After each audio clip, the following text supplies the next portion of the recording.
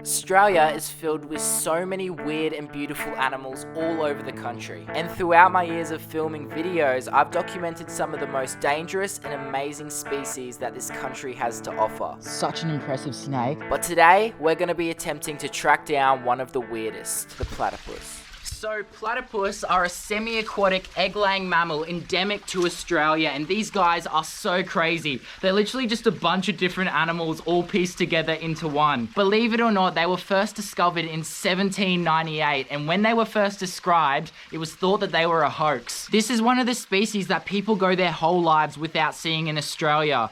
And especially after the wildfires, after the habitat loss, these platypus were recently listed as endangered. So what I thought I'd do is come out here and teach everyone a bit about this amazing species, raise awareness for them, and all the money earned from this video, I'm gonna donate to platypus conservation. So this creek system in particular is a creek that I've been coming to for years, and I know that there's a couple places up this creek where platypus do live. So we're gonna be heading there. Who knows what other species we'll find along the way, but I'm keen for the mission. Let's get into it and I'll teach you a bit about platypus along the way.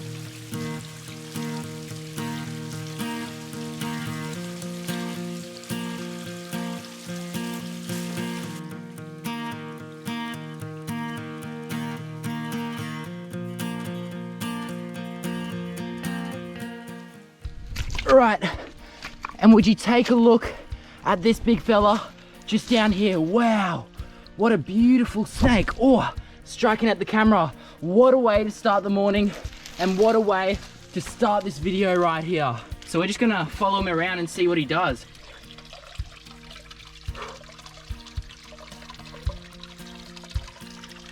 Going for a swim. Where you going?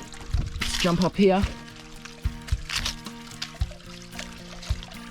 Like an anaconda almost. Isn't that the coolest thing you've ever seen? Just a massive python chilling in this little creek right here. Look at that. If I put my GoPro underwater,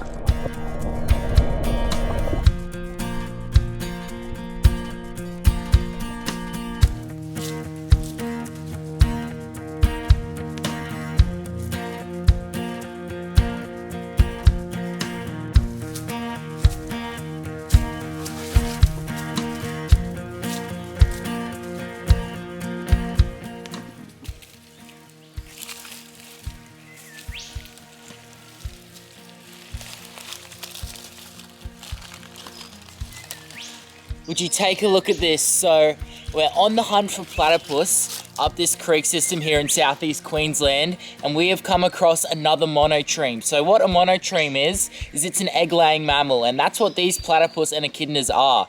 There's only 2 monotremes in Australia, and we have encountered one on the search for the other, so that's pretty cool. At least we know we're on the right track. I've filmed heaps of videos with these echidnas recently because at the moment it's breeding season. She's just having a drink at the moment. You can see her popping her little head out there. These echidnas' body temperatures are so much lower than any other mammal. Like the platypus, for instance, they have 2 coats of fur that keep them waterproof. They actually store a thin layer of air in between the fur and their skin to keep them dry at all times. Even when they're underwater, they're still fully dry. These echidnas don't actually have that, so in winter they slow down a lot more. Let's move back and see what she does.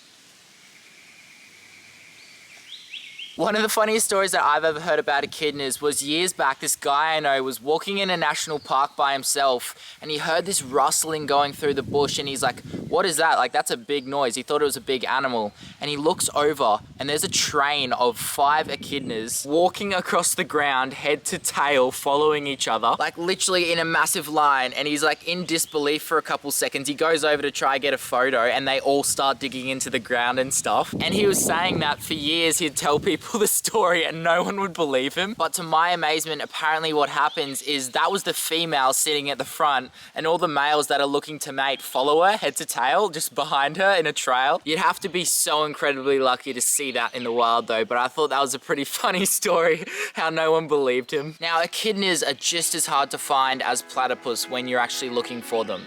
So it's pretty cool that we got 1 monotreme on camera. Now let's aim to get 2.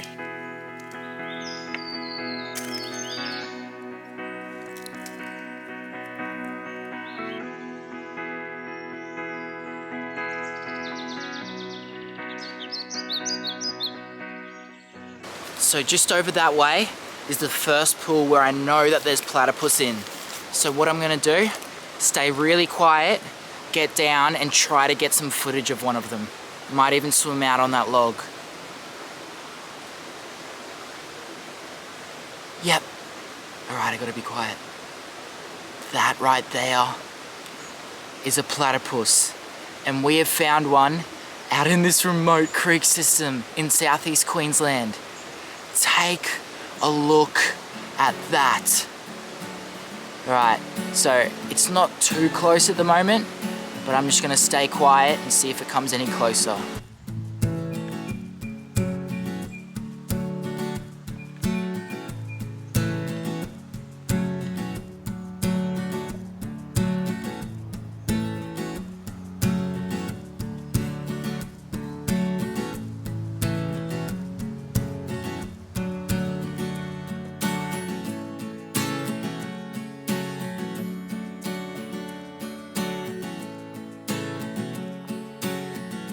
This is crazy, man.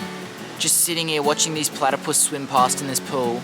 So what this platypus is doing right now is it's actually hunting. It's moving its head back and forth through the water, and it's actually using electronic impulses which bounce off their prey and help them detect where they are. Not only is this animal venomous, not only does it look crazy, but they give sharks a run for their money with the electric impulses. Since they spend 12 or more hours in the water, they actually have 2 layers of fur that trap a layer of air right next to their skin. So him in the water right there, he's completely dry, just absolutely loving it. Even when it gets so cold here in Australia, they're completely dry underneath the surface.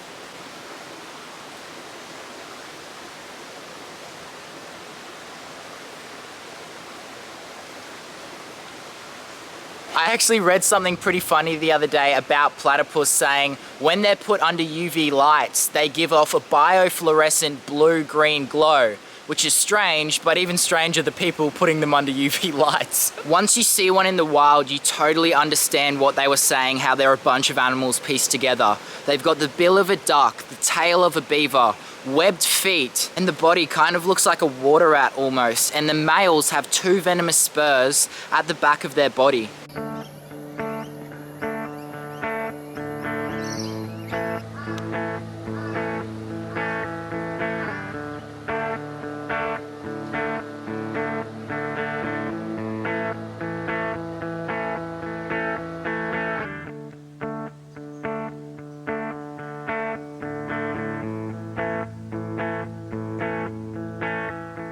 Since we've come this far up the creek, we're gonna pack everything up, keep walking, see what other animals we can find, and then go for a snorkel down in this massive pool down the end there.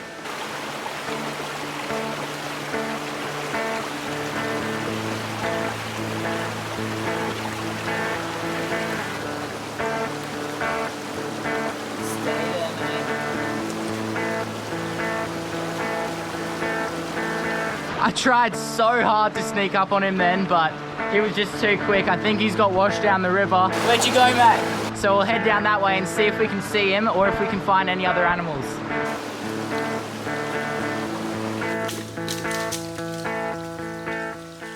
So not only have we just made it down to this absolutely cinematic, this beautiful waterfall right here, I have just spotted a massive coastal carpet python sitting on this rock right in front of this waterfall. So, just up on the rock behind me right here is a big coastal carpet python. And I think he's ready to whack me in the face any moment, to be honest. You're joking. This snake is fully underwater at the moment.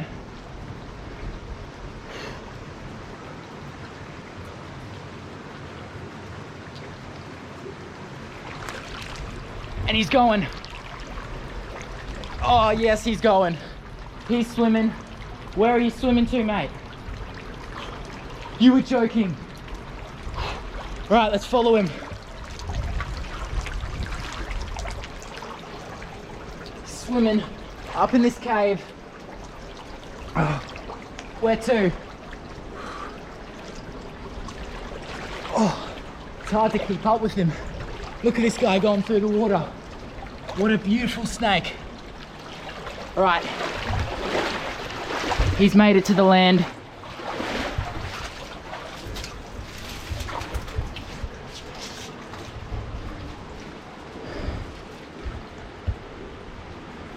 He's made it. You beauty. He'd be pushing 2 meters for sure. And he's just out here doing his own thing. When you think about it, this guy has everything you need here. He's got a nice water source. These caves and rocky areas are just filled with bats.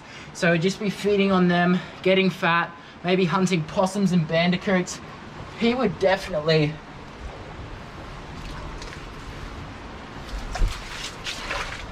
want to hit me on the face. Yeah, of course this guy is home within these caves. Look at him scaling that wall right there. Such a beautiful big snake. Oh, scared a little spider. What are you doing, buddy?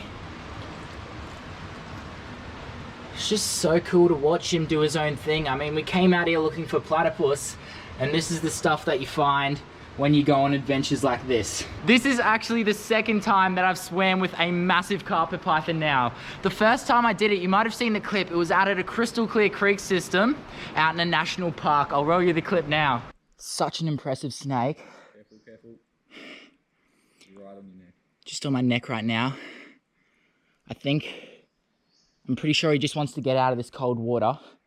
So I'm gonna wait for him to swim over to the other side and then leave him on his way.